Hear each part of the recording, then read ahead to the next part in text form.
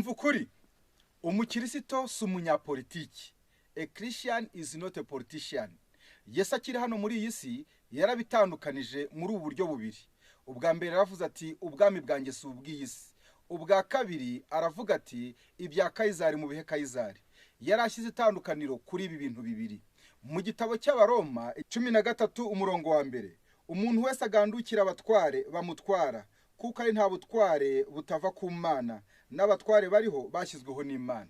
Abatware ni abakozi b'Imana bahawe umurongo wo gukoreramo, ariko kandi n'ababwiriza butumwa n'abakirisito nabo baba abakozi b'Imana bahabwa umurongo wo gukoreramo.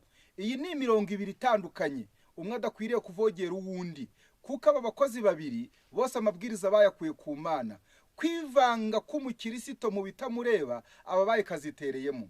Bibiliya irabitubwira neza mu gitabo cy'urwa mbere rwa Petero igice cyaho cya 4 umurongo waho ni wa 14.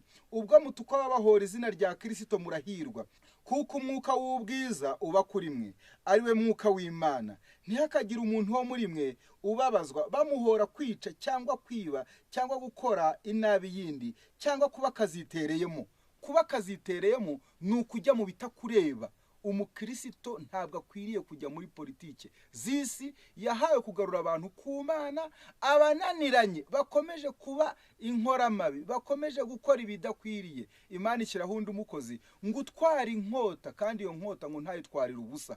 Uwo nawe ni umukozi wayo uri ku ruhande. Kubw'ibyo rero umukristo ntabwo ari umunyapolitike. Umukristo ni umuntu uyobora abantu ku Mana ku nzira y'agakiza. Mu rwandiko Pawulo yandikiye Abakolosayi igice cyaho cya 28 haragira hati, niwe twamamaza tuburira umuntu wese, tumwigisha ubwenge bwose, kugira ngo tumurikire Imana umuntu wese amaze gutunganiza rwose muri Kristo.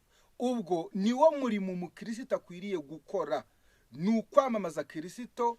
Niwe byiringiro bye, niwe kiratwa cye, niwo murimo yahawe akagaragaza imico myiza. Umukristo si umunyapolitike. A Christian is not a politician. Umva ukuri.